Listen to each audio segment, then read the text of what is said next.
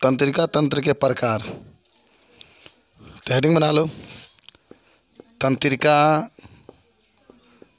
तंत्र के प्रकार। तंत्रिका तंत्र के प्रकार, ठीक है। क्या होता है हम लोग देखते हैं, समझते हैं। लिख लो, तंत्रिका तंत्र मुख्य रूप से 3 प्रकार के होते हैं। सब लोग याद कर लेना है, आज तब सबको याद हो जाए। तंत्रिका तंत्र मुख्य रूप से 3 प्रकार के होते हैं।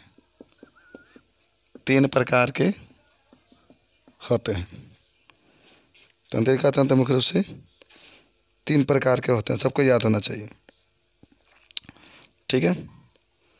सब लोग याद करो। चलिए चले आगे बढ़े हम लोग। जब आपसे पूछा जाएगा ना, पहला जो होता है उसका नाम होता है केंद्रीय तंत्रिका तंत्र। पहला केंद्रीय तंत्रिका तंत्र, पहले इसको जानिए, नाम हुआ पहले याद करिए। इसको अंग्रेजी में क्या कहते हैं हम लोग, देखो केंद्रीय कहीं भी केंद्रीय कहेगा तो केंद्रीय को अंग्रेजी में कहते हैं सेंट्रल नर्वस सिस्टम।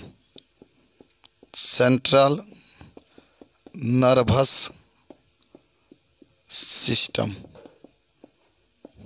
अच्छा इसको शॉर्टकट में हम लोग कहते हैं CNS। CNS central nervous system. Second जो होता है उसको हम लोग कहते हैं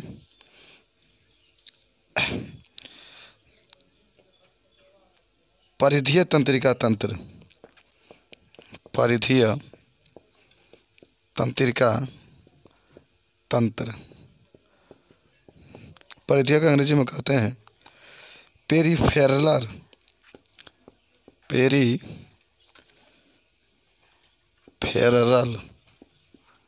नर्वस सिस्टम, जिसको हम लोग PNS कहते हैं। 3 नंबर आ जाओ, स्वायत्त तंत्रिका तंत्र। स्वायत्त तंत्रिका तंत्र, जिसको हम लोग ऑटोनोमिक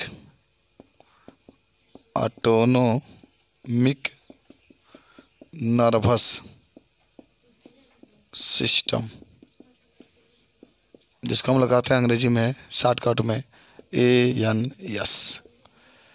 तो ये 3 प्रकार के तंत्रिका तंत्र होते हैं। देखो अब आपको बता दें कि केंद्रीय तंत्रिका तंत्र जो होता है मुख्य रूप से हमारे शरीर के अंदर पाता है, और इसी तंत्रिका तंत्र के द्वारा हमारे शरीर के जितने भी क्रियाएं होती है सबका देख रेख किया जाता है, ठीक है ना। और इसी तंत्रिका तंत्र से मेरुरज्जु, कौन, मेरुरज्जु, और जो आपके मस्तिष्क होता है इसी के द्वारा नियंत्रण और सब काम किया जाता है, ठीक है। तो लिख लो केंद्रीय वाला में, अब लिखा पड़ेगा केंद्रीय तंत्रिका तंत्र के बारे में। केंद्रीय तंत्रिका तंत्र देखो, यह तंत्रिका तंत्र का सबसे विकसित भाग होता है। सबसे विकसित भाग होता है। यह सिर में उपस्थित बड़ा सा मस्तिष्क में पाया जाता है। मस्तिष्क में पाया जाता है। यह मस्तिष्क और मेरुरज्जु, मेरुरज्जु को जानते हैं ना, ठीक है। ये मस्तिष्क तथा मेरुरज्जु के समस्त क्रियाओं का नियमन और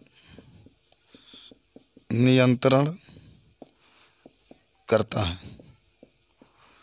ये समस्त क्रियाओं का नियमन और क्या करता है? नियंत्रण करता है। ठीक है, तो ऐसे इसको नोट कर लो। तो ये होता है आपका केंद्रीय तंत्रिका तंत्र। अभी हम लोग पढ़ेंगे, ये भी हड्डियों का ढांचा होता है ना, जो केंद्रीय तंत्रिका तंत्र से जुड़ा होता है। और देखो, कोई भी बातें होती है ना, सर्वप्रथम जो तंत्रिका तंत्र होता है, कोई भी सूचना होती है, पहले तंत्रिका तंत्र जो होता है वो सूचना मेरुरज्जु को देता है। समझो मैं क्या बता रहा हूँ। कहीं आप जा रहे हैं, मैंने कहीं आगे बढ़े, आगे आपका सांप आ गया, मैंने आ गया, समझिए सांप आ गया। तो सांप जब आता है ना, तो सांप के आने के बाद अब आपको आगे बढ़ना है कि पीछे जाना है, इसके बारे में जो तंत्रिका तंत्र होता है, तंत्रिका तंत्र पर डिपेंड करता है कि आप अब जो सोचेंगे वो तंत्रिका तंत्र उसके अनुसार कार्य करेगा। जैसे आप सोचते हैं कि नहीं मुझे आगे जाना चाहिए, तो तंत्रिका तंत्र उस सूचना को कि ये आगे जाने चाहती है, उस सूचना को मेरुरज्जु के पास पहुंचाएगा। और जो मेरुरज्जु होगा तुरंत, मिनटों सेकेंडों नहीं लगता, तुरंत वो मस्तिष्क के पास पहुंचाता है कि हाँ ये आगे बढ़ना चाहती है, और तब आप आगे बढ़ते हैं। समझ रहे? तो कोई भी सूचना है, कहीं आप जा रहे हैं, मान लो कांट हल गया आप में, आपकी आंखों में कुछ आ जाता, अभी आप पढ़ेंगे प्रतिवर्ती क्रिया के बारे में। तो जब कहीं आगे आप जाते हैं, आगे कोई घटना घटित हो जाती है, तो वह सूचना तुरंत तंत्रिका तंत्र जो होता है मेरुरज्जु को देता है, और मेरुरज्जु जो होता है मस्तिष्क को देता है, और मस्तिष्क जैसा आप सोचते हैं उसके अनुसार वह कार्य को करता है। समझ में आया बात को? चलिए, तो नियमन और क्या करता है? नियंत्रण का कार्य यही करता है कौन? केंद्रीय तंत्रिका तंत्र। याद हुआ ना? माने मुख्य रूप से मस्तिष्क का जो कार्य होता है और जो मेरुरज्जु का जो कार्य होता है, उसका नियमन और जो नियंत्रण करता है वो कौन करता है? तो आपका होता है तंत्रिका तंत्र। जो केंद्रीय तंत्रिका तंत्र होता है वो करता है। कुछ पूछना है आप इसमें? पूछेंगे? कुछ मत पूछिए। दूसरा हेडिंग बनाइए, परिधीय तंत्रिका तंत्र। परिधीय तंत्रिका तंत्र मिटा देगा इसको, ये वाला केंद्रीय वाला को लिख लिए सब लोग। पहले इसके बारे में कुछ हम लोग चर्चा करेंगे ना, तब आप लिखिएगा। लिखिए मत, पहले समझिए। समझ रहे हैं? परिधीय तंत्रिका तंत्र, पहले समझिए इसके बारे में।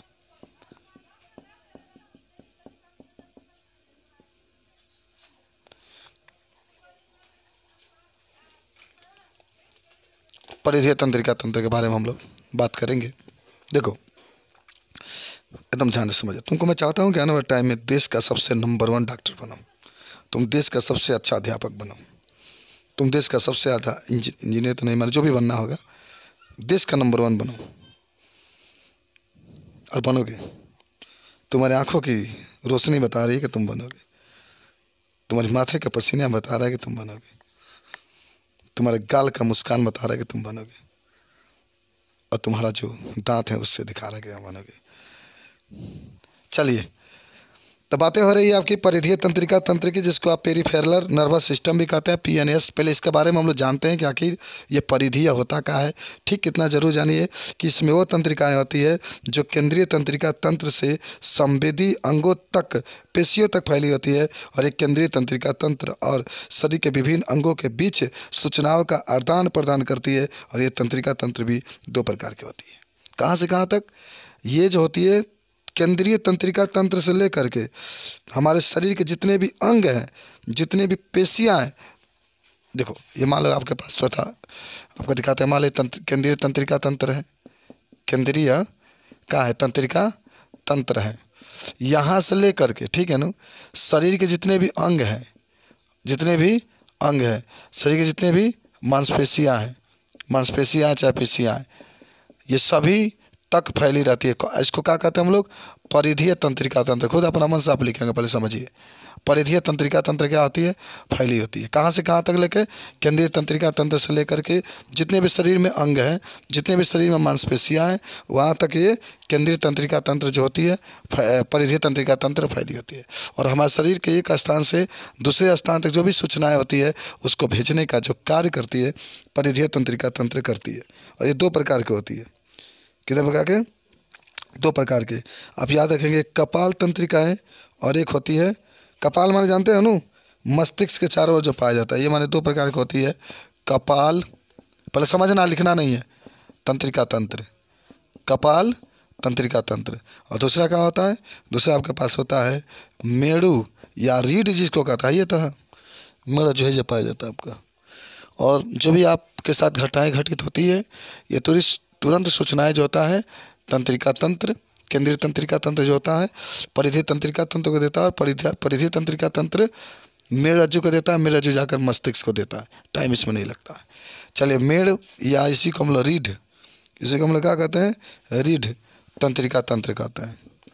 मान इसको 2 भागों में बांटते हैं। किसको? अभी तो मान लो कपाल का मतलब होता है ना, कपाल का मतलब मस्तिष्क होता है, मस्तिष्क में ही पाया जाता है।